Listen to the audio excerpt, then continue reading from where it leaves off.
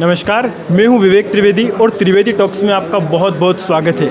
आज हमारे साथ मौजूद है एक ऐसी शख्सियत जिन्होंने अपने विधानसभा क्षेत्र में विकास को काफ़ी गति दी है और अपने विधानसभा क्षेत्र का कायाकल्प करके रख दिया है।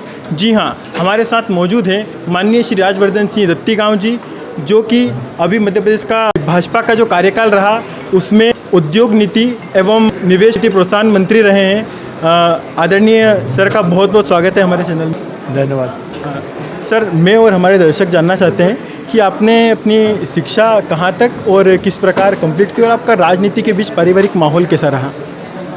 मैंने प्रारंभिक शिक्षा मेरी अजमेर मेयो कॉलेज में करी। तत्पश्चात ग्रेजुएशन मैंने Saint Stephen's College Delhi University से किया। उसके बाद मैंने आईएमसी से मास कम्युनिकेशन में एडवर्टाइजिंग पब्लिक रिलेशंस में पोस्ट ग्रेड किया। उसके बाद मैंने एडवर्टाइजिंग में काम किया। मैंने KLM कार्गो एक डच एयरलाइन है, वहाँ शॉर्ट टेन्योर मेरा रहा।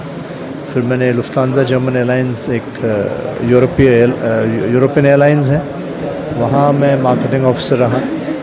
फिर वैसे तो मैं अपने फादर के कैंपेन के लिए आया था, लेकिन परिस्थितियाँ ऐसी बनी कि मुझे निर्दलीय इलेक्शन लड़ना पड़ा और उसके बाद से लगातार मैं सामाजिक कार्य में हूँ और सार्वजनिक जीवन में हूँ।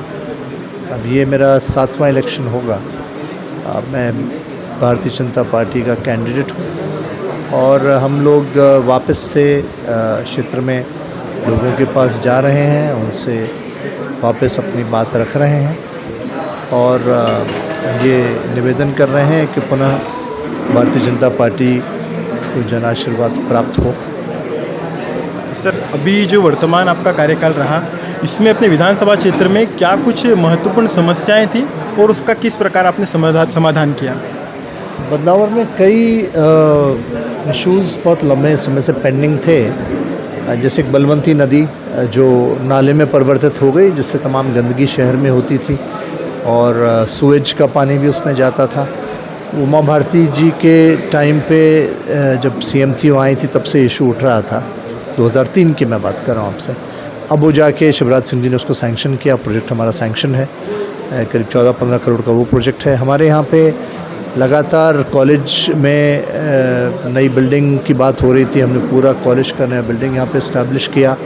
हमारे यहाँ पे स्पोर्ट्स में यंगस्टर्स बहुत सारे टैलेंटेड हैं। युवाओं को यहाँ पे लोकल फैसिलिटीज़ इतनी नहीं थी। हम लोगों ने लोकली उनको एक इंडोर स्टेडियम सैंक्शन करके दिया है, वो 2.5 से 3 करोड़ का है। हमने यहाँ पे CM राइज स्कूल्स 2 सैंक्शन करी है। हमने यहाँ पे ITI सैंक्शन किया है बदनावर में। हमने यहाँ पे बच्चों के लिए निःशुल्क कोचिंग की व्यवस्था करी है, करियर काउंसलिंग, करियर गाइडेंस के लिए। हमने यहाँ पे क्षेत्र में आसपास जो आंगनबाड़ी भवन विहीन थी, यहाँ करीब करीब 180 आंगनबाड़ी हमने यहाँ पे वो सैंक्शन करी है। ब्राजेस हमने 2 नदियाँ हैं, चामला और बागेड़ी, उस पर सीरीज़ ऑफ स्टॉप डैम्स हमने लोगों ने सैंक्शन करे हैं। नर्मदा जो सैंक्शन शिवराज सिंह जी ने करी थी, उसके मिनिस्टर भी हैं, उसका काम चल रहा है। आने वाले 2 वर्षों में उसका काम पूरा संपूर्ण होगा। करीब 50,000 हेक्टेयर को यहाँ पे पानी मिलेगा। जो गैप्स रह गए थे, करीब 1 लाख हेक्टेयर की आवश्यकता थी, हमने उसको गैप को भरने के लिए मुख्यमंत्री जी ने मांडव परियोजना सैंक्शन करी है, जिससे हमारे अनारद से लेके इधर वाला बेल्ट पूरा कवर हो जाएगा। पश्चिम बेल्ट के लिए माही योजना के अंतर्गत मुख्यमंत्री जी ने करीब 2000 करोड़ से ऊपर का वहाँ सैंक्शन किया है। हम लोगों ने इंडस्ट्री के एरिया में PM मेगा टेक्सटाइल पार्क, हमारा वहाँ कमिटमेंट करीब 7000 करोड़ का है। हमारे पास झील फैशन वेयर की एक इंडस्ट्री टेक्सटाइल की ऑलरेडी इस्टेब्लिश होकर प्रारंभ हो गई है। 2000 रोज़गार वहाँ ऑलरेडी मिल गया है, आगे जाके 12000 मिलेगा। 80% वुमेन एम्प्लॉयमेंट होगा। सोया प्लांट हमारा संभवतः एशिया का सबसे बड़ा प्लांट यहाँ पे बन के कंप्लीट हो रहा है, उसका फर्स्ट फेज़ कंप्लीट हो गया है। एंड्यूरा फैब यहाँ पे आने वाली है।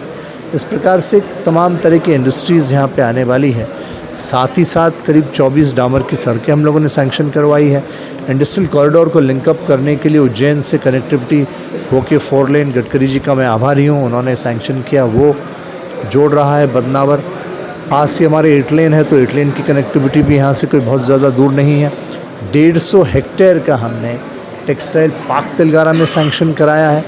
उस टेक्सटाइल पार्क की कनेक्टिविटी हम पीएम मेगा टेक्सटाइल पार्क से लिंक करके डबल रोड बना के वो हम यहाँ पे दे रहे हैं। हम लोगों ने साथ ही साथ स्वास्थ्य सुविधाओं में अपग्रेडेशन किया है। बदनावर का सिविल हॉस्पिटल कंस्ट्रक्ट हो रहा है। बदनावर में हमने सिटी स्कैन मशीन प्रोवाइड करी है, dental machine, sonography machine, dialysis machine, ICU start किया है। गोद में भी हमने हॉस्पिटल कम्युनिटी सेंटर वहाँ पे सैंक्शन हो गया है, वो बन रहा है। कानून में नई हॉस्पिटल की बिल्डिंग बन गई है। कानून में टप्पा तहसील इस्टेब्लिश है, वहाँ भी बिल्डिंग बन गई है। कानून में नई कॉलेज की बिल्डिंग भी बन गई है। इस प्रकार से अनंत कार्यों की विकास गाथा शिवराज सिंह जी और नरेंद्र मोदी जी की कृपा से हमें बदलाव में मिली है और कार्यकर्ता उत्साहित है। मतदाता को इस बात का आभास है कि ये जो मिल रहा है ये बहुमूल्य है और समय काल परिस्थिति किसी के वश में नहीं है। मताधिकार बहुत सोच समझ के उपयोग क्षेत्र की जनता करेगी और इस अवसर को निश्चित तौर पर नहीं गंवाएगी, ऐसा मेरे को विश्वास है।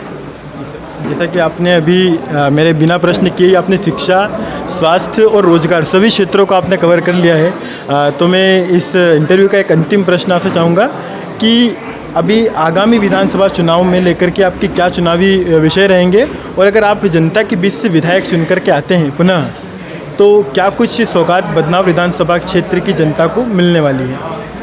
आने वाले विधानसभा चुनाव में मैं समझता हूँ कि बड़े बड़े काम तो हमने बहुत किए हैं, लेकिन अब गांव में आदमी चाहता है कि छोटे छोटे काम उसको चाहिए। जैसे उसके घर के आगे उसको चाहता है कि नाली हो, उसके घर के आगे हर जगह खरंजा हो। हैंडपम्प गांव में तो वो पानी अपने वहीं पे चाह रहा है। किसान चाह रहा है कि जब बोने का समय आए तो उसका ट्रैक्टर सुरक्षित खेत पे पहुंचे और खेत से घर को आ जाए।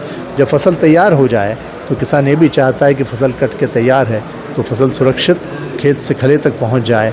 आज की तारीख में उसको निरंतर चिंता रहती है क्योंकि ये पानी काफ़ी होता है, मालवा का क्षेत्र है, काली मिट्टी है, गढ़ती है। तो अगला लक्ष्य हमारा है कि खेतों को मुख्य धारा से हमें जोड़ना है। दूसरा, गांव में जहाँ पे व्यवस्थाएं नहीं हैं, मरण और परण के वक्त जब भोजन कराना पड़ता है, बहुत से गाँव में तो पल्ली बिछाते हैं सड़क पे, वहाँ उनको समस्या आती है। हमने नए सामुदायिक शेड का कार्य प्रारंभ किया है, 30-40 मैंने दिए भी हैं। 248 मतदान केंद्र हमारे पास में हैं। हमारा लक्ष्य रहेगा आने वाले समय में अगर भारतीय जनता पार्टी की सरकार बनती है तो हमें सुनिश्चित करें कि हर एक मतदान केंद्र पे कम से कम हमारे पास एक सामुदायिक शेड हो। साथ ही साथ हम ये भी प्रयास करेंगे कि जहाँ जहाँ बिजली की दिक्कत अभी भी है, ट्रिपिंग की समस्या है या बस्तियाँ नहीं बन गई है, वहाँ पे एक्सपेंशन है, उसको भी हम पूरा करें।